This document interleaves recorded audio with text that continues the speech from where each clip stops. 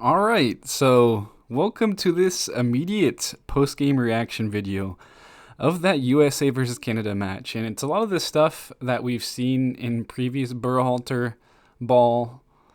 It's just so static in the final third. There's just nothing going on in the attack. Um, just static. You have Anthony Robinson again, bombing forward, forcing Pulisic in. Pulisic's not getting the ball in good positions for him to actually make things happen. I don't know if that's on tactics completely. Maybe it's also Pulisic dropping back himself. I don't know if that's been a tactical adjustment made to try to make room for the Anthony Robinson show. But it's pretty much just the same thing. Play down the wings, really static in the midfield. McKennie and Musa generally, dropping deep, having to receive the ball. Just kind of a lot of times going to the wing to fill for the overlapping fullbacks, and I don't know what. It's just such a fucking static thing to watch. It's not fun to watch this side. They have their moments in transition. Obviously, we've seen some of that from guys like Musa, McKennie driving forward, but there's just no fluidity in the attack. It's completely awful to watch. I mean, obviously, the U.S. had the majority of the possession. I don't even care about the stats or anything like that. Just the general eye test. I mean, it was obviously a terrible mistake on the first goal. That Turner punt was very bad. You can kind of understand why some people may prefer Stefan. It was not a very good goal kick. And obviously, the center back should have pushed up beforehand for the second ball. I mean, it was just lost 2 or 3 second balls, and basically it was an easy goal. Miles Robinson got bodied a lot in this match. Chris Richard really never gets the opportunity to showcase his passing ability, passing between the lines. He was okay. I don't know, like defensively, Dest and Robinson get forward, but it's not like they're exactly picking out the passes in this match. I mean, the game started out with a terrible Anthony Robinson cross into out of play. Tyler Adams is always very good defensively. He was this game for the most part, but I still think he's a bit loose with his passing. McKennie and Musa did what they could, but if they're not getting into good spots, and also there's no link between the midfield and the attack is what I feel like most of the time when you watch. There's no moments of danger. You saw a little bit more in the second half when it was basically like a 4-4-2 in the end there. Unfortunately, it was like Ariol and Morris on the wings, it looked like, and then like Pepe and Pulisic up top, kind of. I don't know what it was. Whatever that was at the end, I don't even know. It was just a strain. I can't even like think properly. Berhalter's a fraud. Berhalter's a fraud to me. The bald fraud, as I saw my man Maxwell refer to him as. And it's just there's so much good attacking talent on this team, and the fact that we don't have a manager that can get the most out of them is getting in positions for them to thrive. We are playing down the wings, but playing down the wings in the sense that Pulisic is tucking in so that our fullbacks can overlap, and it just Sergio Dest and Anthony Robinson, yeah, they get forward, but they don't have that final ball. They don't have that 1v1 ability in the final third that we've seen from Pulisic when he's on his game. And it just, I don't know why the priority is to play through the wing. I've said before, we should probably play with a number 10, maybe go like a double pivot of McKennie and Adams or something, or just like a 6-8-10 and have McKennie kind of link between the lines, and while we have a 10 connecting with our front line, with our attackers, with our 9, which should be Ricardo Pepi. Of course, Giassi Zardes started, and oh my god, his press as well. Sometimes his hold up play isn't terrible, but there was one counterattack opportunity, and I think it was like the end of the first or start of the second half before he got subbed off, and he just cleared the ball away and looked like a good opportunity for a counterattack. He's like a defensive striker, and I saw someone say on Twitter, if you're gonna have a defensive striker, why don't you just call up Josh Sargent, who has tons of work rate and can do the same thing, and he's better technically, at least, and still has a decent knack for a goal, even if he's only scored 2 goals, in this Premier League season, 2 more for Werder Bremen, 2 Bundesliga. But yeah, and then obviously some of the bench options that we saw. One of the first players who came was Kellen Acosta, came in. I think it was for Tyler Adams, and that's where I thought, hey, why just play with a double pivot, maybe a McKennie Musa, bring on Luca De La Torre. I don't even know, or have Luca De La Torre play like a deep lying playmaker. Like, what that can be solved with this attack? Because really, when teams bunker, we are just not creating anything. We can't create when teams bunker. It's pretty clear. Our best hopes is on the wing and putting some crosses in. Hope there's a defensive mistake and someone gets to it. It's pretty much what we saw in that first half against El Salvador. Is some crosses that Ferreira got to, some second balls and stuff like that. And it's like, yeah, if we could play that, we have the players. If you want to play a very direct style, if you want to play a sit back and counter style, that's fine. But it's just like there's no direction. We've had so much possession in these last couple of matches against Canada, because they know if you sit back against us, we won't do anything. The U.S. will not do anything if you sit back against them. So I think that's part of the plan from some of these teams. Sit down, bunker, and force this static attack to try to create something, because there's just not much going on.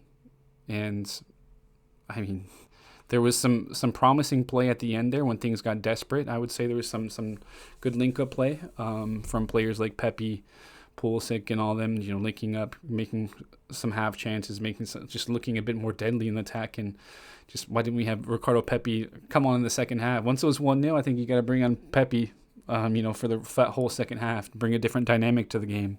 He got himself in some good spots. While Zardes was obviously just focused on pressing, kind of tracking back a little bit, helping somewhat in the midfield. And yeah, obviously I think Timothy Weah not being there was a huge miss. I mean, that chemistry on the right with Timothy Weah always he has the pace and the ability to get in behind. And that's a pretty big miss, obviously. I just think it all comes down to tactics and player selection. I do think a player like Luca De La Torre, again, who did not come in for this match, could have been a huge player to come in and pick that lock against a team that was bunkering. That's a guy who has that ability going forward. He could have just said, fuck it, put some, just gone McKennie, Musa, Luca De La Torre, and say, yeah, we're just going to try to break this team down, play a little bit more centrally. Look for some guys' combination play, just all so static. And I've shown that before. Plus on my other channel, I had a reaction to the original Canada game.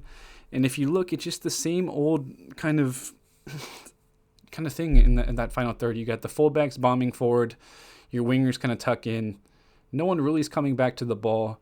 Your midfield gets isolated because your midfielders are having to compensate for that, the fullbacks who push forward so much. And I just think playing with a number 10 could help solve things.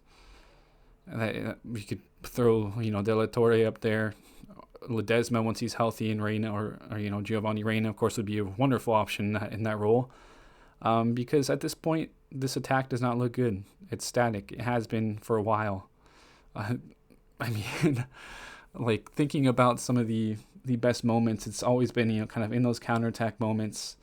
But once a team sits back, and certainly there's going to be, other teams are going to know that against us, to just sit back, because we're not going to do anything. Nothing's going to happen. I mean, it's just, there's so many different problems. It's selection, it's tactics. So I think a lot of it is on the manager rather than the players. I do think like Pulisic is in the best form right now. Pepe needs to see the ball hit in the back of the net against Honduras to try to get some of his confidence back and have be in form at the club level. But yeah, it just is not a fun team to watch, honestly. There's those moments of brilliance that you see from time to time, but a lot of it so far, has been this. You remember the first match was against El Salvador, a lot of possession, 0-0 over there in that away match.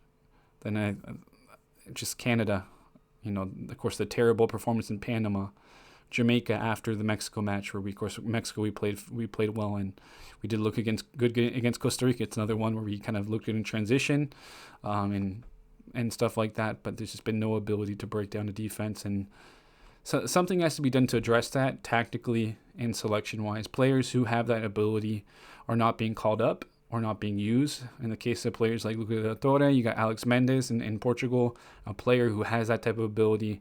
Ledesma, once he's fit, is someone who certainly deserves a look. And of course, again, Giovanni Reina can do that as well. So I think just this idea of a six with dual eights is not working at the moment. But yeah, and obviously there's players who are just not in their best moment. Pulisic, but it's part of it, not being put in the right spots to make things happen. There's a lot of times where you saw him, he's standing, no one's covering the passing lane in front of him. He could receive the ball in a dangerous spot, but instead players would go backwards, recycle possession instead of just pushing the ball forward. And hey, we've got a very dangerous attacking player on the dribble and a decent spot, close to the final third. And rather than pass it to his feet, see if he can connect with someone, the ball gets recycled, played around. And I feel like that is just part of Berhalter ball and the tactics, and taking away some of that creativity from players who do have that ability and to combine. But it's about, the style, I guess, which is still static, and just it doesn't look good, because these are players who've shown the creative ability at the club level, but at the national team level they do not look the same. They do not look the same. Even a guy, you could have brought in a guy like Jesus Ferreira, who's good on the ball, who's played as a center attacking mid, he plays a 9-10, could have came in as well if worried about options. Obviously Luca, just bring on some attacking players, some creative players who can break down a defense. But the first sub being Acosta for Adams, I think said a lot. I think it says a lot about the manager and what he sees. I think a lot of the issues with him has been selection and his changes or lack thereof.